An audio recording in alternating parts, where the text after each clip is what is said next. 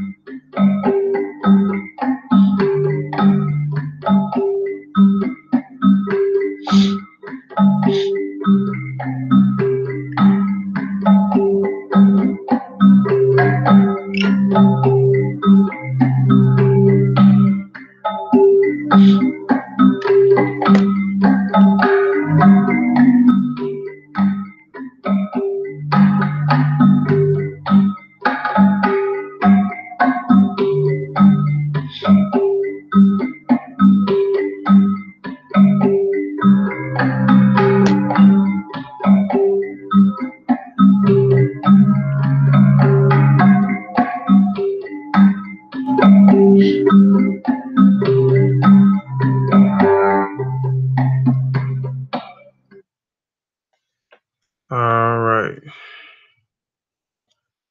I'm finna go ahead and get started. Those that'll come in, come in. I'm finna go and jump into it.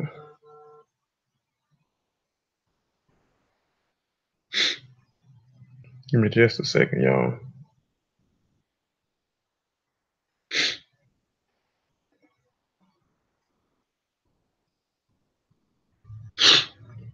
All right, let me share my screen.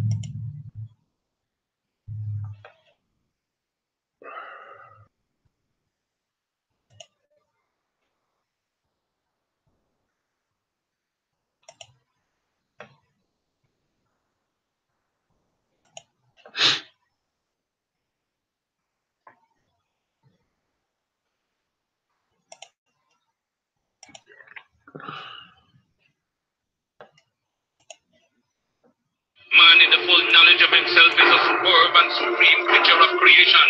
When man becomes possessor of the knowledge of himself, he becomes master of his environment, the captain of his own ship, the director of his own destiny, the accomplisher of his own ends. Man should understand himself because man is full of knowledge, and this knowledge is a gift of nature. When Mother Nature created man, she deprived him of nothing. He was given the faculty of understanding all things around him. This faculty for understanding has not been taken away from him. None of his senses have been taken away from him. So there is no excuse for the black man. Raising my team, red, black, and green, queens and kings, salute, now scream, I say, bring Brooklyn, I say, I'm raising my team, red, black, and green, queens and kings, salute, now scream, I say, bring Brooklyn, I say, I say.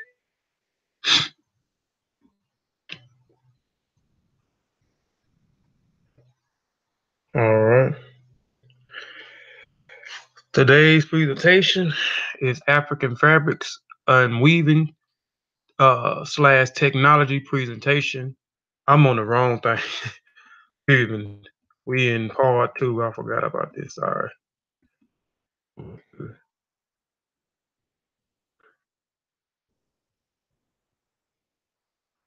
Okay, here we are right here. Today's presentation is African Fabrics and Weaving / Technology presentation part 2. I did part 1 yesterday on Facebook, and today I'm doing part 2 on my YouTube channel today. So appreciate everyone for tuning in. I hope this presentation is uh, informative, like the last presentation was informative. Hotep, Sister Kava, Hotep, Sean Interact, Cal Funny, Hotep sent Lisa, Hotep sent Tony, if you're still in here, Hotep, Ali, Dawood L. But anyway, I want to say ETM Hotep, Dua, Nature, um, Mandupe, Fatmu Iwapele, Fatmu Alafie, Majuba, Igun Majuba Ibai, Igungun Kiki, Igungun, Rei Kofi Paisai. Again, appreciate everyone for tuning in. And again, this presentation is African Fabrics and Weaving Technology Presentation Part 2. Hope everyone viewing right now looked at Part 1 on yesterday, or came back in the archives and looked at it earlier today. All right. This is a Hotep Dina suit. When I go broadcast live from my channel, I always try to do a Hotep Dina suit. I don't do it on Facebook, but when I do it on my channel, I always try to do a Hotep Dina suit to the ancestors. So and I don't know why saying Sean, I don't know why Yawns ain't on here. I see Sister Cobbles. Um I made her a moderator. I made you a moderator too. And I made Senate Lisa a moderator. I don't know why it doesn't have y'all tuning also with Senate College. I might have did something wrong or something. I had to go back in there and check it out. But here is a Hotep Dino suit. This is the Aku of the Gungun, Harriet Tubman. She just her death just passed. What is the date? I guess 3 days ago. I think this is the 13th, if I'm not mistaken. So I want to give a Hotep Dino suit to Harriet Tubman. I don't have to explain her, because most people on here know about who Harriet Tubman is. The top is the sesh, the middle is the transliteration, the bottom is the translation. So it says Hotep Dino Sut Wasid Neb Jadu Netra A Neb Abdu DF Per Karet Tet Hinket Ket Ka Hupet Sesh Minket Nebet Neferet Wabet Anket Netra M Ka In Maku Makaru. An offering in which the king gives, Wusir, Lord of Jadu, the great deity, Lord of Vitus, that he may give a voice offering of calf, fowl, linen. So we talked about linen yesterday. So one of the offerings to the ancestors is linen, alabaster, and all good and pure things in which a deity lives. To the revered ones, Harriet Tubman, justified or true of voice. I always have to give a disclaimer out before I get started. And the disclaimer says, I am not a teacher, but merely a student sharing information. I'm laughing right now. Sister Kyle know what I'm talking about. I am not a teacher, but merely a student sharing information. And that information provided is for the educational purpose only. And if you are in doubt, do the research or have it verified by someone qualified. I reserve the right to change the focus of this presentation to shut down, sell, or exchange the terms of this use at my own discretion. All trademarks, designs, rights, copyrights, registers, names, models, logos, avatars, the sigmas, marks used or cited by this website or the property of their respective owners. I reserve the right to add information as it comes available and or adapt changes, improve information as it comes available in the future. Inputs wanted, changes, additions, deletions are encouraged. So everyone out there, please share the video. I share them in a few groups. Share them to a few of your people that may be on your timeline that you may think they may be able to appreciate the information and may have looked at part 1 and interested in looking at part 2. All right. As I learn, we all learn. This is my saying. I say this in every presentation that I do. I'm gonna continue to beat it in my head is also beat it in y'all head.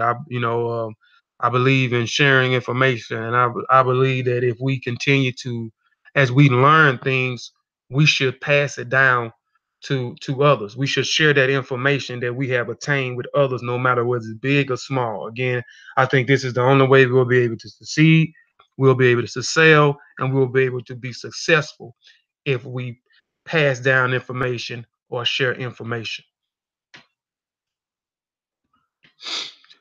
This here, before I get started, I talked about the looms yesterday.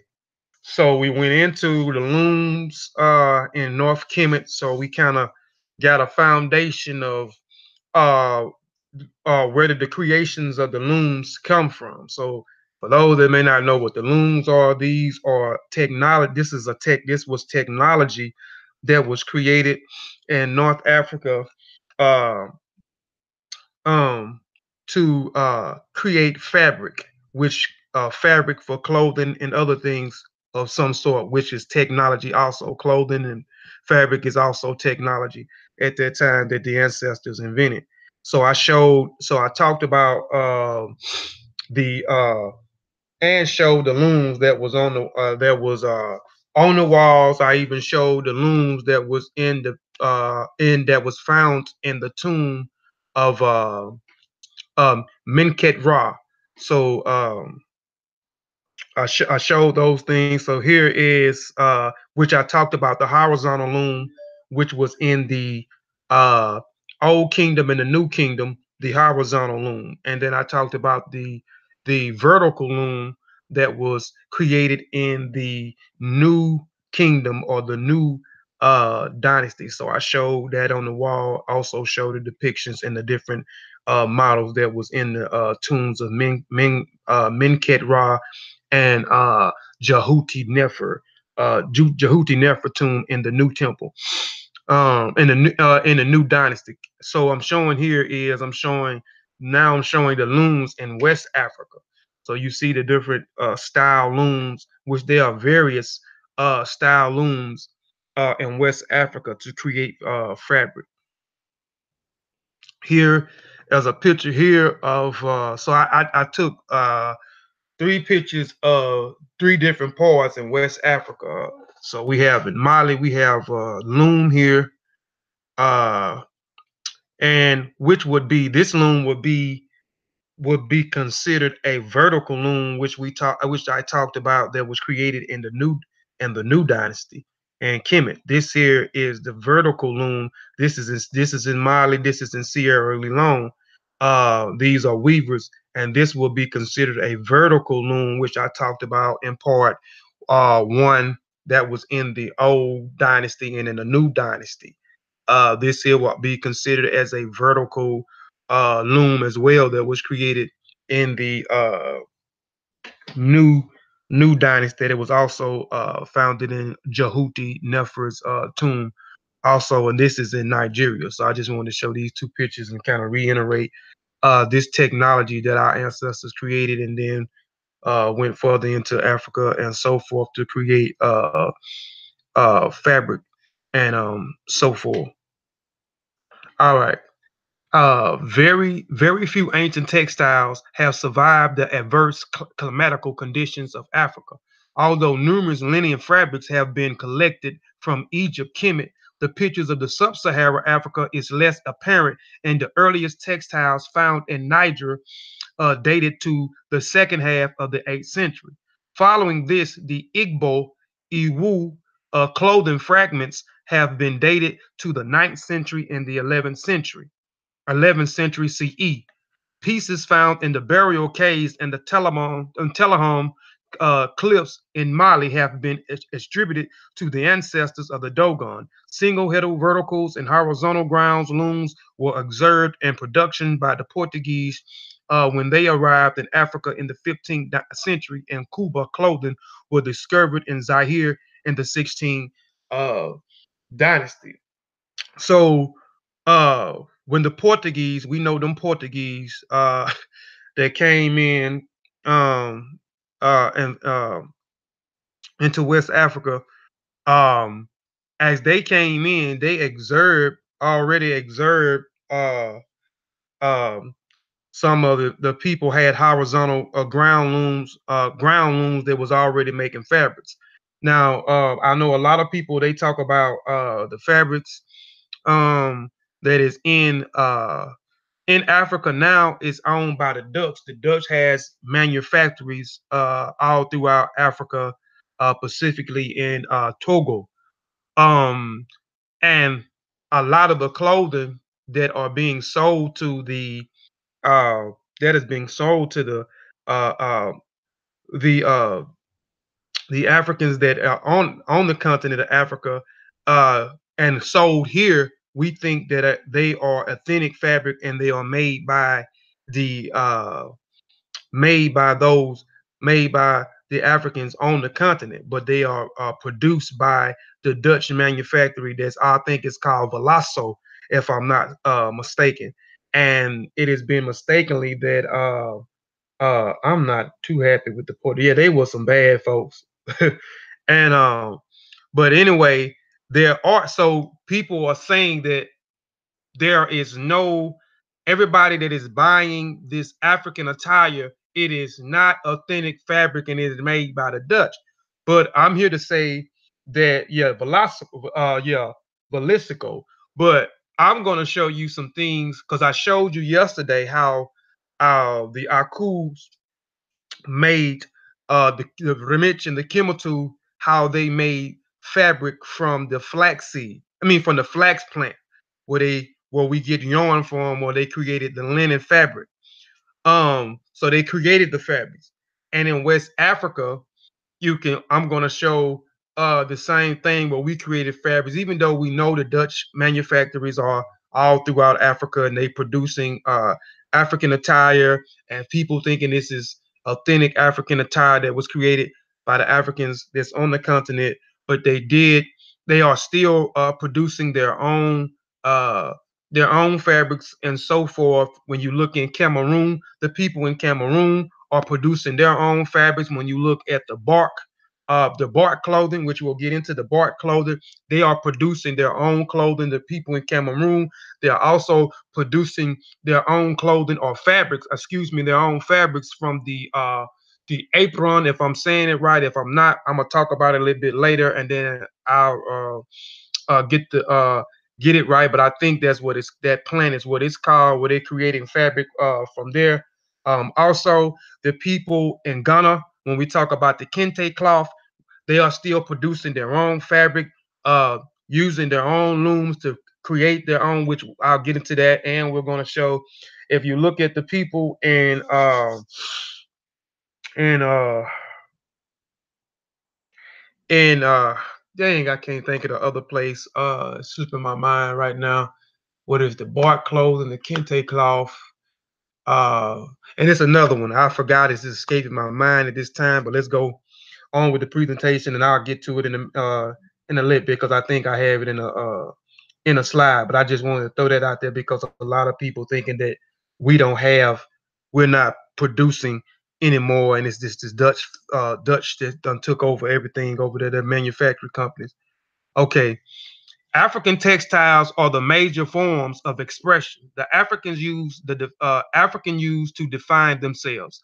They have used cloth not only for personal adornment but also for a powerful medium of communication for many centuries. Their importance has often been overshadowed by traditional sculptures and masks, but in this day and age, we see how African textiles have become the most significant medium by which contemporary African artists are illuminating the connections and continuous between the past and the recent modes of African artistic expressions.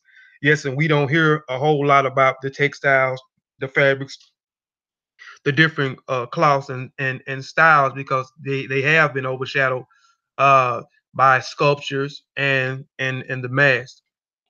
Okay, the use of African textiles. So let's get into what some of the uses of the African textiles are. African textiles have had and still have an exception significance as a means of communication, information, and mutual association within particular communities. There is a spiritual and historical significance in not only the choices of colors, dyes, and the types of thread used, but also in the decorations, elements, the symbols used, and the figurative compositions which are directly related to the historical proverbs and events. They represent a form of storytelling, often taking the places of, of written words and convey messages in the importance of the universal families and large society units. So some of y'all should be familiar with this already. Those are so beautiful patterns. Um, be familiar with this if you looked at my Ghana presentation. I don't know exactly what uh the name of the presentation was, but I talked about Ghana and I talked about its spiritual system, um the Alsabone. I talk about Niyami, if I'm pronouncing it right, which was the deity.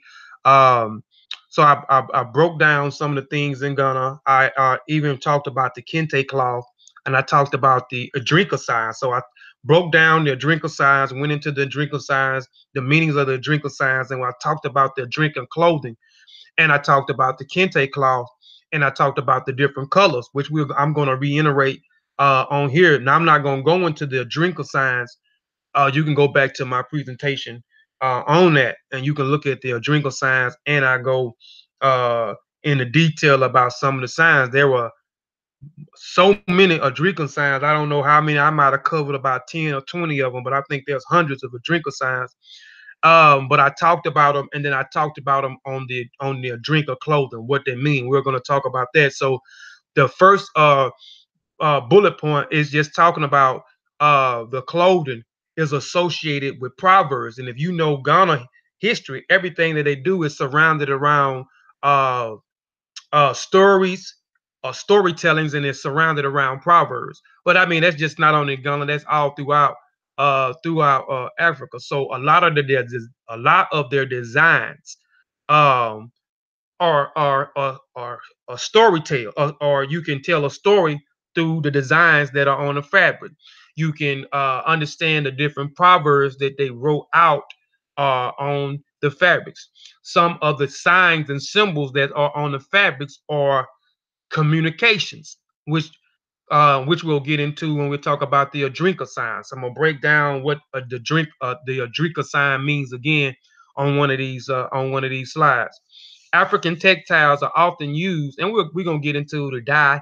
How did they dye the different fabrics? What did they use to dye the different fabrics with also? Because in part two, I didn't touch much on the dyeing aspect, even though Kemet, the Remich and the Kemetu use dye, but the specifically color that they used was white, the white linen. And I explained to you why they wore white. And if you haven't looked at the video, go back to after this or when you get some time and look at part one. But I hope everyone that's viewing today have already looked at part one, African fabrics and weaving technology part one. Uh, the European and Nigeria prepared an indigo dye cotton called the Adir Alesco refers same source. Yes, and I'm going to talk about the indigo dye. I'm going to talk about the dye, uh, and I'm actually going to show a dyeing what I would call a dyeing factory, and show a video of the dyeing factory and how they use the dyeing, how they the preparations for the dye, which is a long process to dye these clothing, uh, and so forth. And even if you go to Nigeria, to this place that I'm going to show, the visitors that's come there, they even show the visitors, and even in, I think in not only just in Nigeria, but I think also in Ghana, if I'm not mistaken, they show you the visitor that come there the process of how to dye the clothing. They actually let you do it, so they walk you through the dyeing process.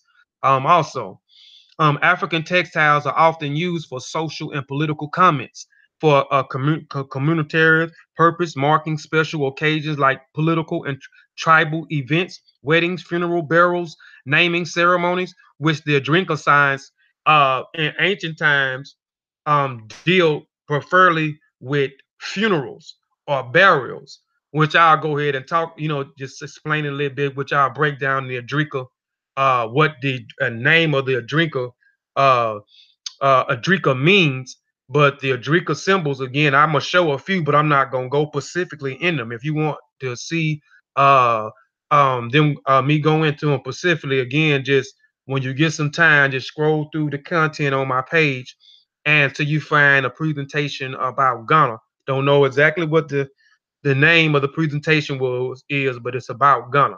So I break down the Adrinka signs. So I think I go through about 20 of the Adrinka signs, um, and most of them are the ones that most people should be familiar with. Not maybe not understanding what the signs mean, but at least looking at the signs and seeing the signs before. But the Adrinka signs was in ancient times were used for burials. They was used as in the bullet point one. It talks about the African textile, the clothing was used for communication. So those symbols of those Adrinka signs was communication to the ancestors. You know what I'm saying? So they took these signs that was this clothing, this fabric that was on the dead and buried them in it, and it was to communicate with the ancestors on the other side. So that was the Adrika symbol. I think I'll get more into that if it's not on this slide, because I can't, not on this slide, but on a slide on this presentation. If it's not, again, just go back to my Gunner presentation. I go through all of that thoroughly. Bullet point three, a personal adorn. They are wrapped in a skirt, rounded waist, and hips, and thrown over the shoulders and made into tunics and robes. African textiles are not always worn, but sometimes used as a backdrop against which public ceremonies were held. Were held.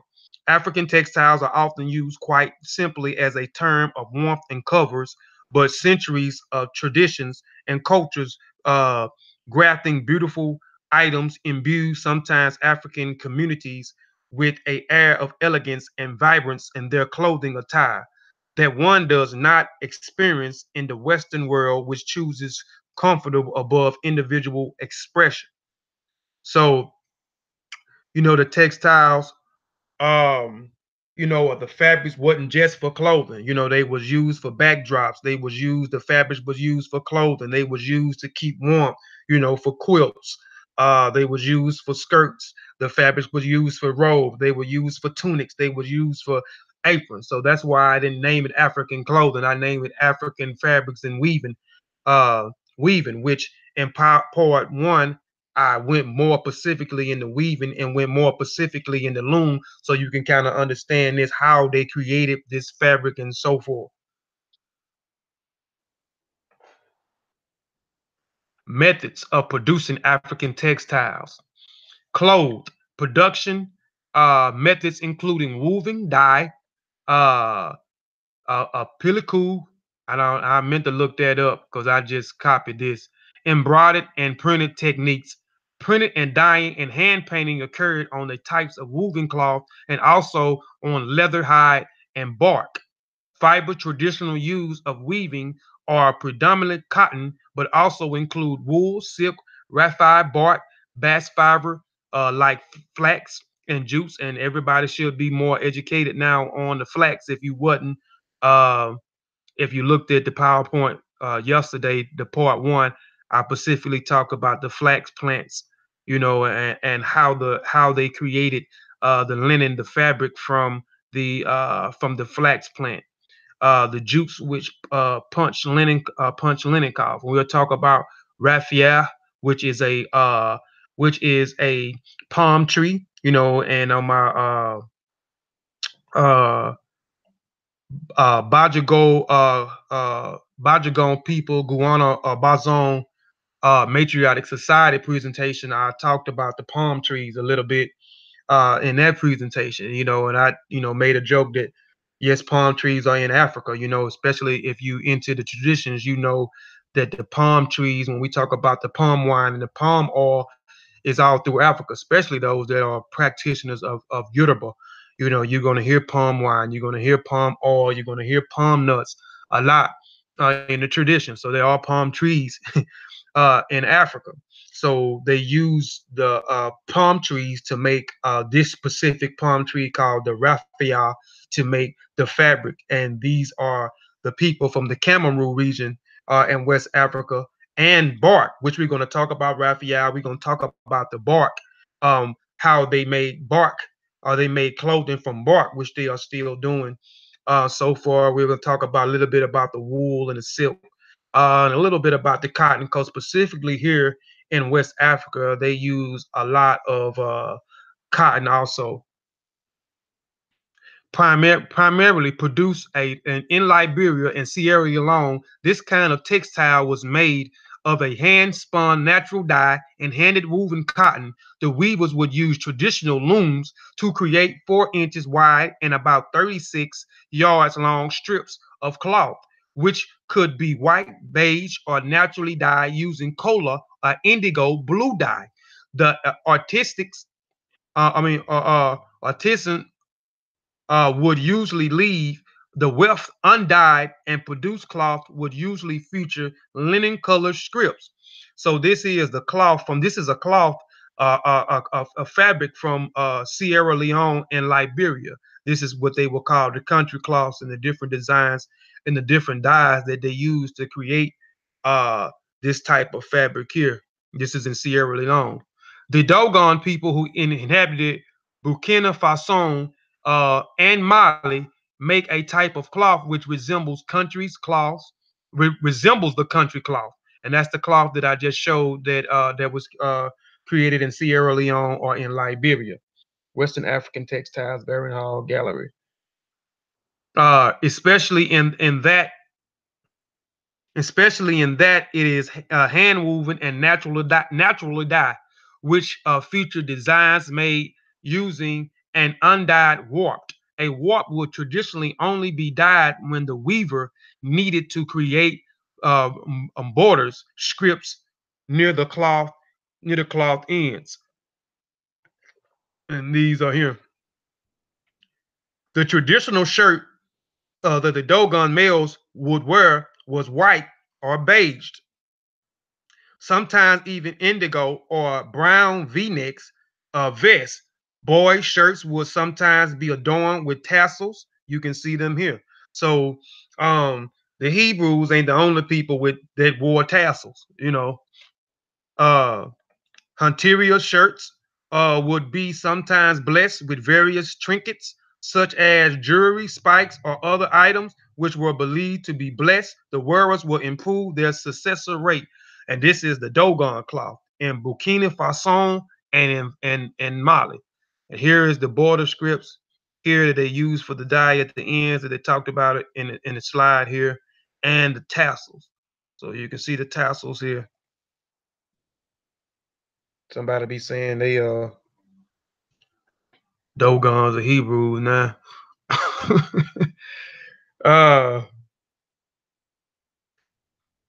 Very, very popular in the western region of Africa. Indigo textiles were made by dyeing off white cloth with natural made indigo dyes. In order to create an indigo color, the artisans would collect a red and purple flower of the indigo plant. Indigo was the foundation of the ancient textile tradition. So they will use this purple and blue indigo plant to create a dye. This was natural dye. It's not the type of dye that we're using today. Textile tradition throughout the region, since cloth dye is this color. Hold on. Purple flower and indigo plant. Indigos was the foundation of ancient textiles traditions throughout the region, since cloth dye and the colors were assigned in wealth. The cloth would be dyed by females or artisans. However, in the communal dye pit, and we're gonna get into that communal dye pit of the ancient city of Kano, men could often be seen working as well. This is the indigo cloth. This is in West Africa. You will see a lot of these designs of cloth in Nigeria, as Senate Kaba talked about a while ago. And this is a pretty blue color too. She says brilliant blue. Yes, that's a nice color. All right. The Kofar dye pits are supposedly the oldest in Africa and are great attraction to the visitors who are interested in experiencing the first-hand and traditional indigo dyeing process, as it has been practiced for over 500 years. There are many dye pits in Kofar Mata, but nowadays more than 100 have been left in the state of disrepair and abandonment. So here is the dye pit in Kofar, Kofar Ma'at dye pit. This is in Nigeria. Here, so you can see where they have a bunch of holes in the ground. Here, where they was able to um do the process of creating the dye or dyeing the fabric for whatever the was it, whether it was for the clothing, whether it was for the quilts, whether it was for the robes, the aprons, and so forth. It was used here in these pits. These pits was uh, created. So let's go into one of the clips here. Which one of the clips is actually going into this place in Nigeria, this pit that I'm talking about.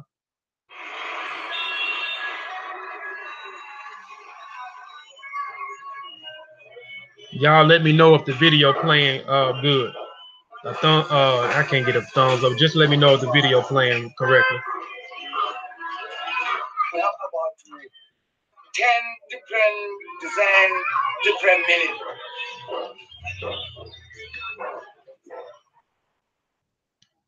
I hope y'all seen it. I just kind of wanted to show. Let me go. I'm gonna show it one more time. Because this just was a quick clip. This is the going into the pit.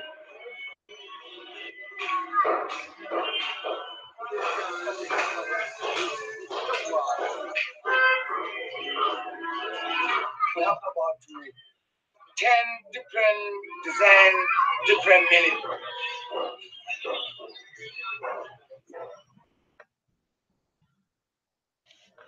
The pits are the dyers' livelihood. So it is to expect that each dyer inherit his pit from his father. So you've seen through the video those the going into the Kofar dye pit. You've seen all that you can see here in this picture here. These different holes, and you can see the brother here dyeing the fabric here inside this pit. A long process. I think it takes about a month long process, I think, to go through this process of dyeing the different cloths, this indigo, blue, and other different colors in these pits. And you see these pits are inherited by different individuals. These pits are being passed down from one generation to the next. So inherited his pit from his father to pass it on to the next generation in the future. The process of dyeing fabric indigos involve creating a water and ash mixture to make the glaze, which and then combines with a potassium that acts in the fixed activities. The dyers are dry indigo twigs into a mix, and a dye is left in a 6 meter deep pit for a month in order to ferment. The fabric is dipped in the pit for up to 6 hours, interspersed with intervals of lifting and airing the cloth in order to allow the mixture to react with the oxygen in the atmosphere. The duration of the process depends on the shape of the indigo, and the dyers are going far. So this is a month-long process in order for them to do the things that they use to mix it up. You know, we talked about the I think it was the pink and the purple plant, if I'm not mistaken, on the slide. And then they use other different things, a mixture of some type of where they made some type of glaze, water. They combine some type of potassium, the indigo twigs into the mix, and then they put it all these ingredients into the whole, and it will have to ferment for a month time, a whole process, and then they would dip the fabric into the pit. They said the process, it says here, the fabric is dipped in a pit for up to 6 hours. So they would dip you in different interviews. They will lift it up, you know what I'm saying, to let the air hit the cloth in order for the mixtures to react with the oxygen in the atmosphere.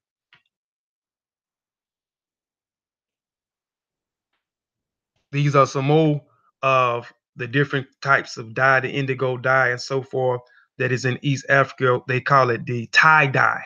You know what I'm saying? And a lot of these things, you can see these different designs here. If I meant to put a picture up, there's we were never a lazy people. Always use hands on to do everything. Powerful. Yes, we was hands on with everything, but you know, the food system will tell you that shoot, we didn't do nothing for society. You know, they'll tell you the black man, the black woman, and child is lazy, and if it, but uh, I remember wearing a shirt in the past with some type of designs like this, but the designs are basically these two designs, which they took, especially back in the days. I wish I would have pulled a picture up to show you. It wasn't an African, this shirt, a cloth or clothing. It was made by a different manufacturer. I don't know where it, but back in I can say probably in the early 90s, we kind of wore these different shirts with the colors bursting out of each other. I may be giving my age up too. Um, with the designs, I wish I would have put a shirt that we wore in the 90s that were created by a manufacturer that actually copied this tie dye clothing design that came out of West Africa, out of East Nigeria. Dang, I wish maybe before I get off of here, I may pull it up and then show it side by side so y'all can see what the shirts that I was talking about. This type of fabric is very popular throughout Africa, especially among the groups that inhabit the region which lies in the east of Nigeria. Among the techniques they are traditional used for tie dyeing. The most common use process involves stitching the fabric, trying to use bands or even around itself, binding it into a tight pleat, or even applying a starch substance onto it. So it created an area of fabrics that will not absorb the dye and will retain the background colors. Instead, they slowly and laborious process allow for more varied patterns to expire artistics to create more original designs. And and it says it took a long process to do this because you can see, you know, that the different dyes, especially in some of these designs, didn't bleed or go into the other different designs where the colors bled into the other colors. So you had to have some skills in order to create these different designs, because there's like 3 or 4 different uh dye colors that are bursting out through some of these different designs here. Seeing Damo Hotel, what you laughing at, seeing Hotel? I love fabric being used to wrap the babies on their mothers or to their mothers so they can tend to what they need to and have babies safely with them. The best type of fabrics that are traditionally used or create these traditional cloths is a high quality African brocade, which is adorned with woven patterns and designs. The tie-dye cloth is used in mainly everyday items such as sheets, table runners, drapes, and cloths. Now here is the Kente cloth. You know, I talked about this in my Ghana presentation, and on one of the slides, or previous slides, we talked about what is the textiles used for. So I talked about they was used for communications, they were used for storytelling, they was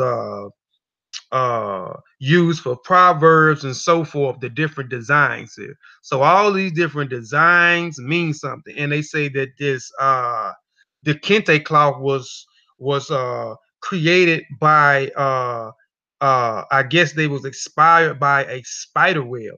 So this is how they come up with the designs for the kente cloth, but also ingrained with the different proverbs. These designs mean something. The colors, they mean something. All these different colors, and I'm gonna go into the different colors and explain what these different colors mean. Um, what these different colors mean. So let's and this Kente cloth we know is in Togo and it is in Ghana. Kente cloth is a icon of African culture heritage around the world. It is a very special type of hand woven silk and cotton textile native to the Akan people of southern Ghana. Kente cloth could have viewed as a visual representation of the people history, philosophy, ethics, oral literature, religion, beliefs, social values, and political thoughts. Kente cloth originated in the Ashanti kingdom in the 17th century common era. I don't know why I didn't take that off there because I don't believe in Ado Dominion. I don't believe in Ado Dominion. The year I don't believe in that there because I don't prescribe. No offense, but I don't prescribe to uh, Christianity, and we know Ado Dominion means the year of our Lord and so forth. I don't subscribe to that, but it has its roots in a long traditional tradition of weaving in Africa, dating back to around 3000 BCE. This special kind of textile became widely popular in many West African countries. Initially reserved for special religion and social occasion, seen as a luxury good that should only be used by the king and the royal court. This Akan sacred textile is still considered a prestige items because the time and the skill that it takes to weave them. Traditional kente cloth feature color strips in which are typically 4 inches wide and 3 or 4 meters long. Each cloth have a unique name and its own meaning, and each is various designs and motifs bears its own significance. As well, traditional designs could inspire by historical events, dreams, personal achievement, proverbs, philosophies, concepts, oral literature, and human and animal behavior. So here it's telling you that these different designs are inspired by some of their historical events, some of the dreams that the weavers had, some of the personal achievements that the community or the weavers have, the proverbs in the community, the philosophies and concepts, oral literature, and human and animal behaviors, which were depicted using abstract geometric renditions of objects that was associated with the intending meaning.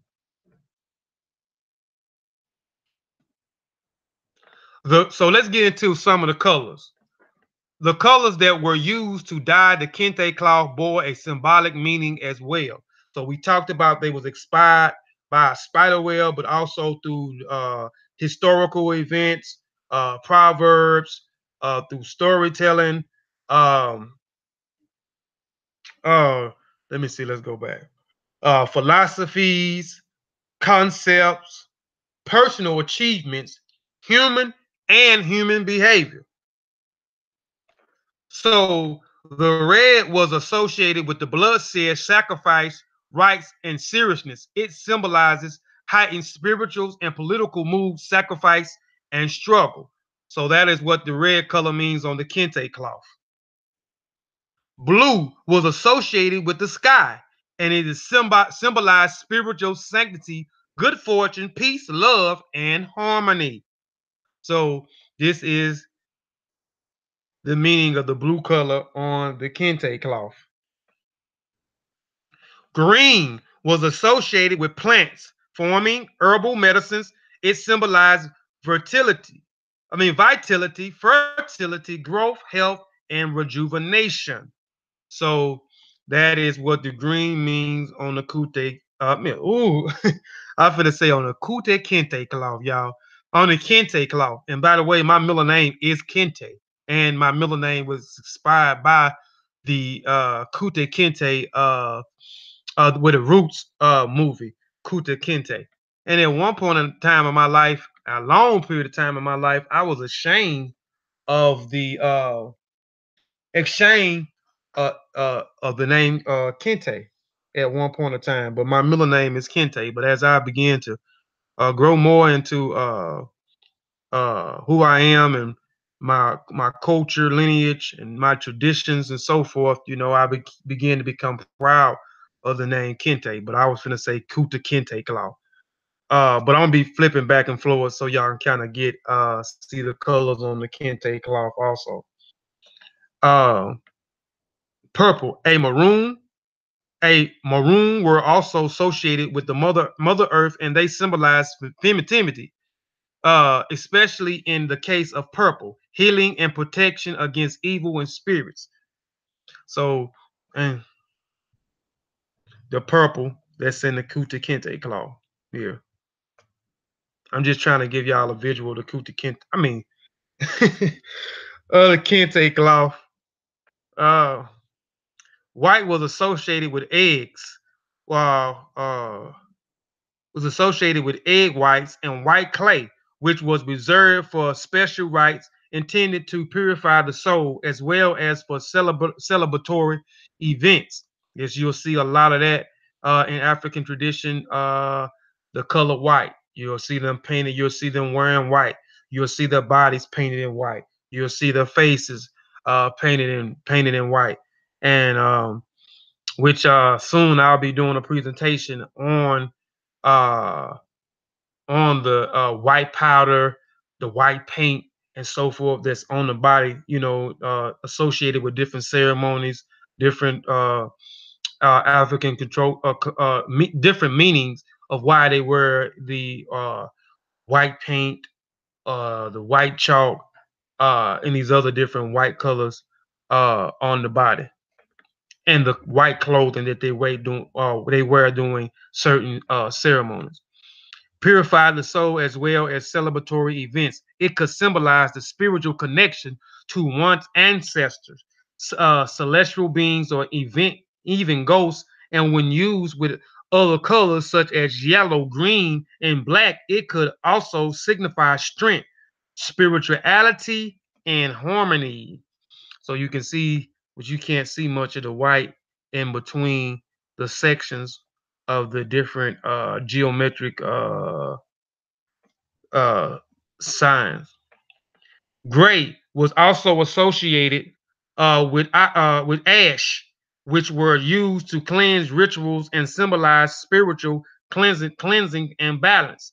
Silver was connected to the notion of the feminine aspect of the world, and as well as a moon. Silver was chosen to symbolize calmness, happiness, pureness, and joy. Gold was a connection to the color, and in the Kente cloth, especially with the Ashanti kings and queens, uh, the royal clothing, they were actually weave in gold into some of the royal fabric. So they actually had real gold into the fabric. It was connected to the color of gold coins and derived in the significant. And I'm not saying the Kunta Kente. Oh, the Kente cloth that I showed um, here. Let me go back. I'm not saying this is just the color gold here, but in some of, like I said, the royal wear of the cloth, they had gold and stitched into, had gold stitched into the fabric. Was connected to the color gold. Coins derived the significant from the commercial values. Its significant elevated privilege, money, grace, higher quality, dignity, and spirituality. Black was associated with the ideal that blackened appearance sometimes denote an item of maturity or aging. It symbolized spirituality, the soul connection to one ancestor, age, maturity, and ability. So those are what some of the colors mean on the Kente cloth. Here I'm going to show a video, some of the weavers. There you'll see some of the looms. You'll see the looms that's in Ghana, and these guys are weaving the Kente cloth.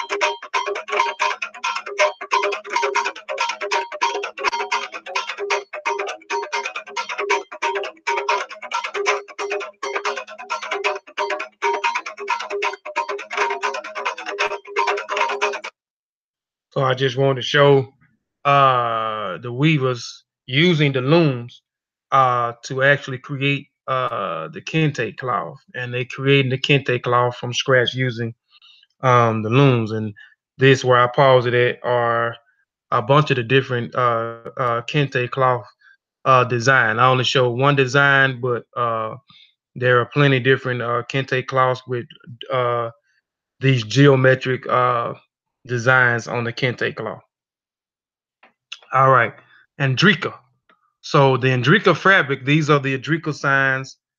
Some of the signs here, some of us are familiar. I know a lot of us are familiar with this sign here. And again, I'm not gonna go into uh, um, breaking down the Drika signs, but I'll break down what the Drika mean in a minute. Now I'll show some of the other signs that we may be familiar with. And if you want a thorough breakdown of some of the signs, uh, like I said, go to my presentation I did on Ghana. I did a thorough breakdown of maybe 10 to 20 Adrika signs. There are hundreds of Adrika signs, and I just didn't have the time to break down 100 and some Adrika signs. I wasn't going to even attempt to try to do it. But the Adrika fabrics is very special kind of textile that features symbolic designs, each in which carries its own meaning. It's made by sewing panels of colored cotton cloth together. Its size can reach about 3 by 4 yards. The panels, which are usually 6 in total, are stamped using special tools. Oh shoot, using special tools. The symbols are stamped using a natural thick black dye that is produced using a bark of indigenous trees. Bark of indigenous trees. Adrika symbols range from symbols to very complex, and they are often represented scenes of events inspired by the people of everyday life.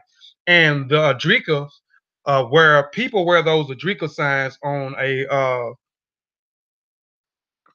everyday basis now. But in ancient times, in the beginning, this word was only used for funeral ceremonies and burial ceremonies. Again, these signs were used for communication to the ancestors in the ancestral realm, those who have died and transitioned on into the ancestral world. These was a method of them communication or telling the stories of what happened uh, here to the ancestors in the ancestral realm. But later on, it became where Idrika wear was an everyday. Uh, you can wear it every day. It wasn't considered just burial or funeral ceremony wear.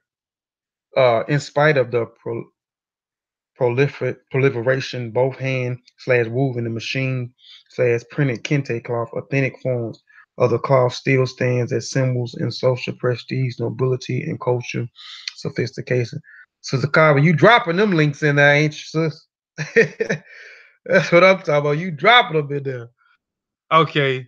These on this side is some of the drinker symbols that we should be familiar with. And I know, like I said, some of us are familiar with them, especially this symbol here,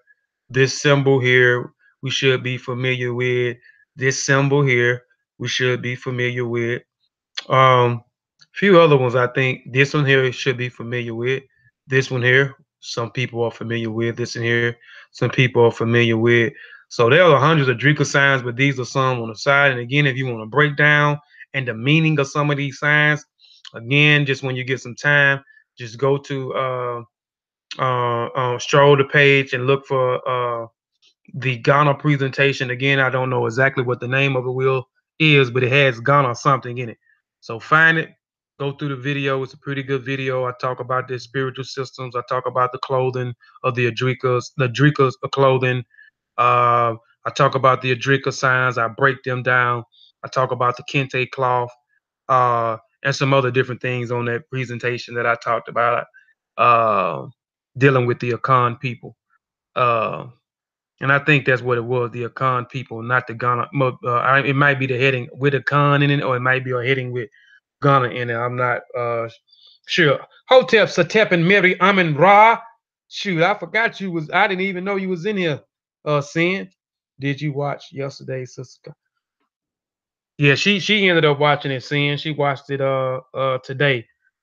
Told her she need to look at part 1 before she look at part 2, man. But hotel, man. So the term, let's go into what adrika means. The term, I mean not adrika, but adinkra. Sorry, I'm saying adrika the whole time. The term adinkra is more accurate, used to denote a symbolic funeral message given to transitioning and or departed souls, which I talked about where they go. They use the drinker signs. They put the drinker signs on the fabric, on the clothing of the dead. It was utilized. These clothing was wearing during the burial ceremony and for the dead. And it was a communication for those who are transitioning, or who has transitioned into the egungun. The term die means to make use of, to employ. The term nikra, inkra means message. Literally, then, dinkra means to make use of a message, but when spoken together, the term is understood to means to leave one another or to say goodbye.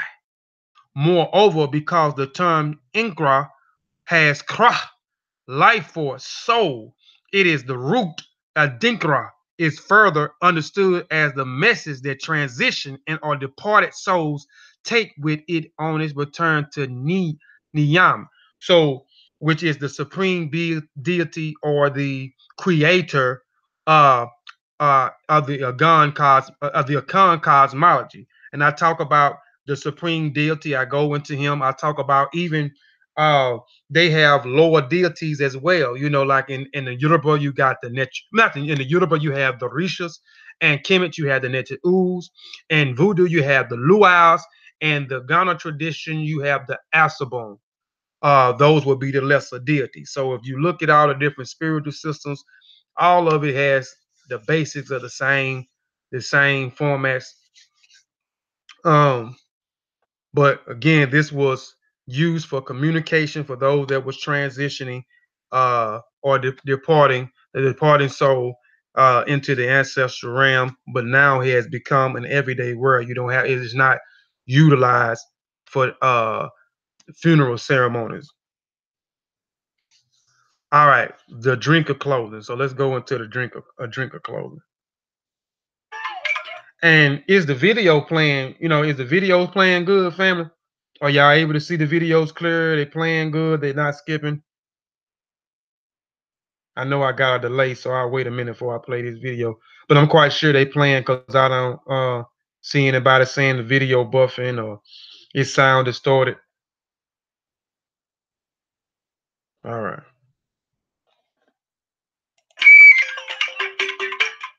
Adinkra are visual symbols. Adinkra are most often used on fabrics and pottery, but they have also been incorporated into the walls of buildings and on jewelry. Adinkra was created by the Ashanti people, who lived in what is now southern Guyana.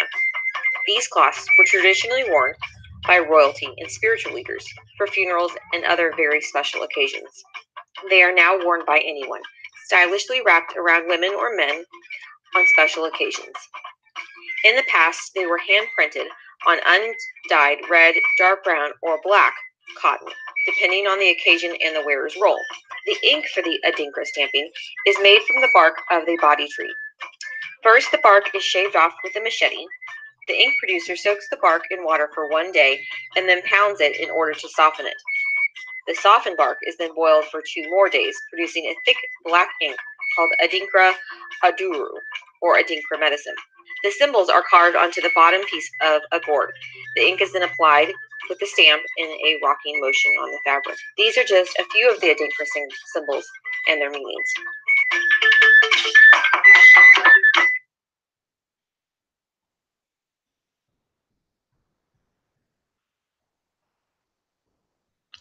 Okay. So yeah, I just wanted to kind of show you how they made the ink uh, for making the symbols. These two types of fabrics are very similar. They are wider versions of a previously mentioned Kente cloth, and they are made using manufactured threads and wider looms. Between the two, the digerma typically features scripts that are little narrow, and it is often more intricate in colors. So these are different patterns that are designed in the Nigeria and the Niger region of the Jermas and the Hausa people. This is the Jerja and the Hausa clothing here. And it puts you, like I said, it's kind of familiar. Put you in the mind of the Kente, some of the Kente cloth designs. Kente cloth. All right. Traditionally, the Fulanis, with this here is the Casa blanket of Mali. This is a fabric, a blanket made here by the Fulanis. Traditional Fulani people or inhabited Malis have been making wool heavy blankets that they were during the cold months. These stripped blankets are usually about 7 feet long and feature 8-inch strips. The blanket are traditionally white, but sometimes they can have color strips, usually yellow, red, or even black. The Fulani women were responsible for hand spinning and dyeing the wool, whereas the men would do the actual weaving. Patterns such as strips, circles, triangular, and you can see, family, that, okay, in part one presentation that I did, a lot of the depictions, like I did, I try to show as many primaries that I could on the walls and some of the relics and models that was found in some of the tombs. So you would see the women doing a lot of the weaving in North Africa, right? But in West Africa, you will see more of the men actually doing the weaving, sitting down at the horizontal looms or the vertical looms and weaving this fabric and putting this fabric together.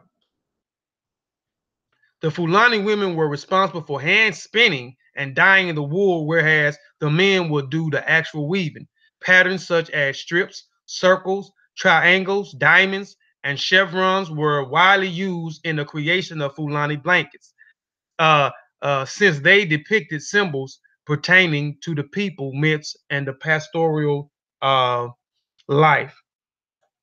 Plants have beneficial use. I'm trying to keep up with your comments too, saying that Kava. Yes, part one dealt with the flax plants. I was like, whoa, that's my ally, eating to live, growing to eat. Plants have many beneficial uses. Why destroy plants? Why is my only question. Consume them for life. I believe fabric material started being too tough. I see why they would switch roles. Yeah, they began to switch roles. One of the most outstanding types of mud cloth. This here is the Bogolan Fani or mud cloth. So this cloth was made with fabric and with mud. So one of the most outstanding type of mud cloth in West Africa seems to be the Bologan, which is also known as the Bogo Lamphany, if I'm pronouncing that right, a name that derives from the word Bogo, which means earth, Ain, which means with, and Fani, which means cloth.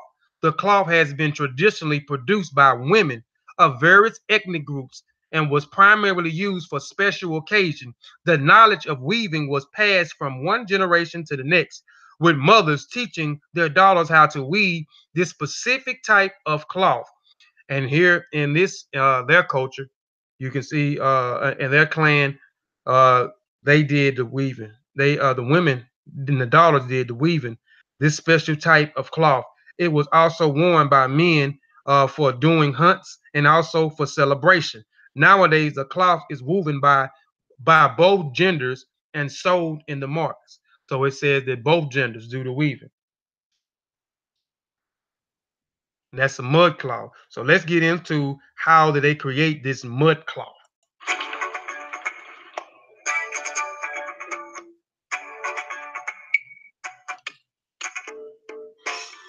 C'est ça l'argile qu'on utilise pour faire du noir.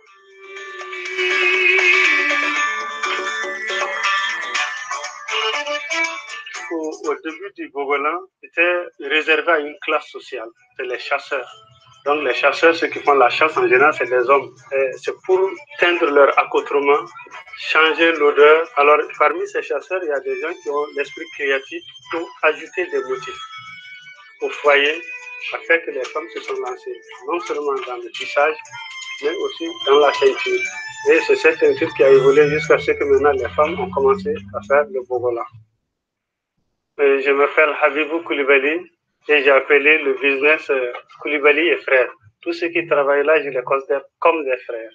D'abord, je vais commencer par la teinture que ma grand-mère faisait. Je suis reparti au Mali pour me perfectionner. En ce moment, c'est en Bogola. On l'appelle Siga en Moré. Et c'est en ce moment qu'on ramasse les feuilles d'hivernage. On ne peut pas avoir. Mais on a les tiges à la main. Maintenant, les coups de pinceau qu'on fait pour orner l'espace qui n'a pas de motif. Et il est en train de terminer. Et là, c'est la couleur rouge. Il va finir, il va le mettre au soleil. Je suis en train de mettre le fixatif pour que ça puisse. Après, je vais mettre la terre là-dessus pour avoir les traits noirs. Alors, lui, il a déjà un tissu qui a son fixatif. Il est en train de mettre les motifs sur le tissu à l'aide de la terre, mais avec ce que nous, on appelle une maquette. Tous les travaux que nous faisons, chaque fois que nous faisons le fixatif, 3 fois, nous mettons la boue, on met la couleur.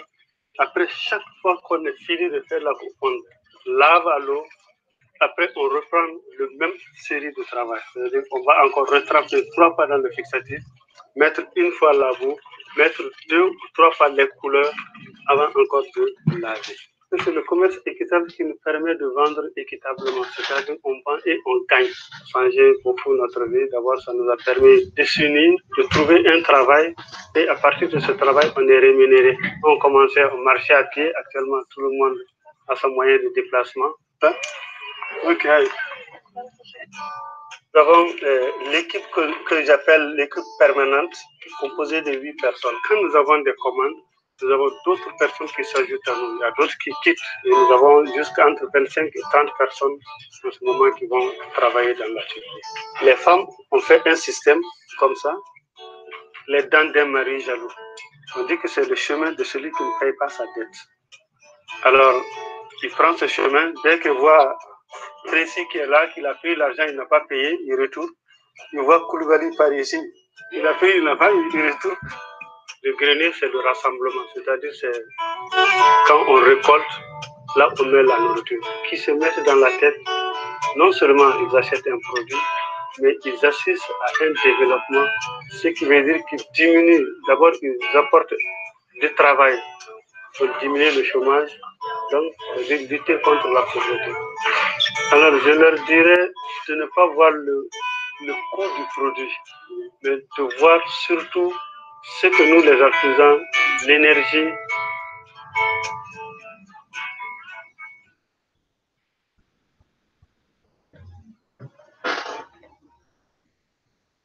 So you can see there they made their cloths from or the designs with the mud. Here is another picture here of a brother creating a mud cloth using mud and with the mud over here on this side. I guess I don't know what that is he's squeezing out right there, but I wanted to show that looked nice to me, so I wanted to put that on there. And they do all this using mud.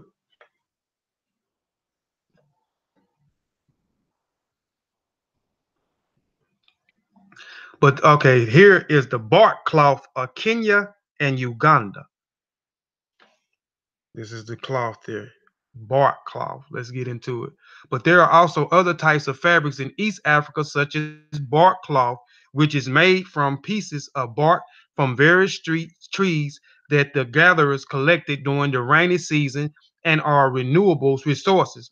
After harvesting the bark, the gatherers would wrap the exposed tree trunk with a banana leaf in order to help it heal. The bark would grow back soon and it could be harvested again. The process could be repeated indefinitely. The harvest pieces bark would be beaten with a mallet, and when prepared, they will look like a terracotta color kind of corridor and would feel like a silk to the touch. So these people would take, which I'm gonna show, they will actually scrape the bark off the tree, wrap it with this banana leaf where they scraped it off it, and this banana leaf will heal the tree where the bark will grow back. And they could go back in once it healed, they could go back and repeat the steps on these trees over and over again. And they will beat it with these mallets and create this fabric where this bark that they used from the tree said it will feel like a silk touch.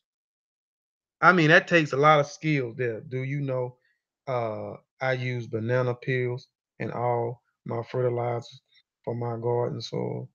No, I didn't know that, Sinette. Yeah, I didn't know banana excuse me, banana leaf was good like that.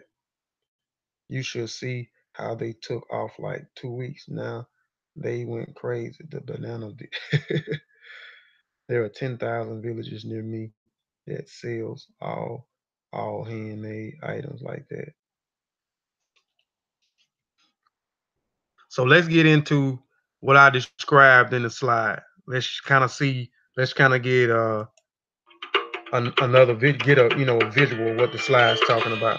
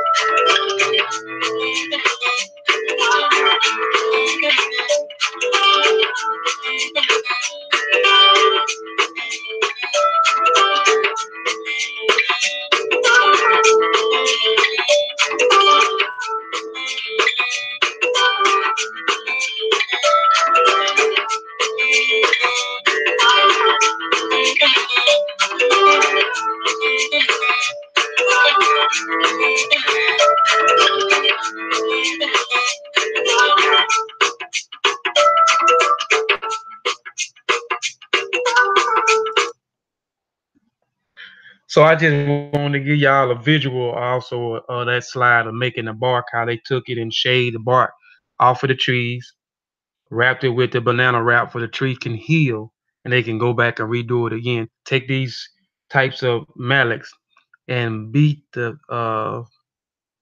start the process of making the fabric by beating the bark. So that is the bark. That was the bark clothing. There, I hope the video was informative. I wanted to show you that they are still making their original fabrics as well. The bark fabric, um, the Kente cloth, the Adrika cloth, and some of the other different designs that I showed you on the presentation. I'm trying to make my video shorter now. This in here, I try not to go over an hour and a half. I'm almost reaching an hour and a half.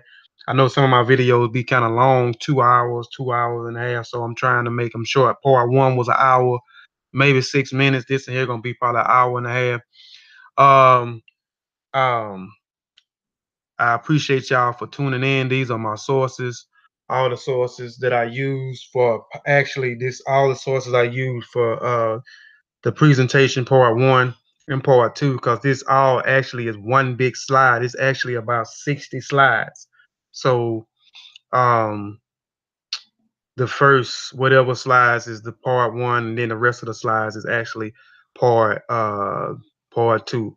Again, I hope y'all appreciate the information from the part two video. I hope y'all enjoyed it like y'all enjoyed part one. Here, please, if you hadn't subscribed, please subscribe to Kofi Paisa TV, the channel that takes the black woman, black man, and black child Eurocentric mind and Africanize it. So if you know someone, a black woman, black man, black child that has a Eurocentric mind, please direct them to Kofi Paisa TV. To Kofi Paisa TV. You know, I I appreciate y'all for watching. I hope this information again was informative. I hope I hadn't let anybody down by presenting the information, but I'm trying to hit all aspects and educate us in the entire way of life of African culture and African tradition. So like I said, if you go on my page and scroll through my content, there is Kofi Kente. You is crazy, Sister Temper. That's funny, man. Yeah, Bossy Warrior clad up. Yeah. And Seshu Ma'ami Netta Nature up. Yeah, those are teams. But yeah, I appreciate y'all, man. So much, man, for rocking with me, man. I really do, man. And tell somebody about the channel if they don't know about the channel. And on that note, I'm gonna say Shemim Hotel. I'm gonna say Dua Duau. I'm gonna say Modupe.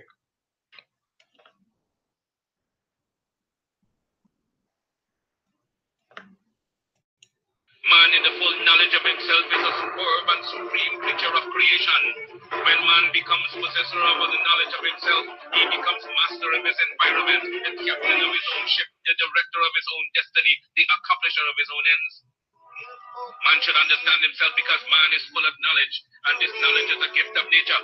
When Mother Nature created man, she deprived him of nothing. He was given the faculty of understanding all things around him.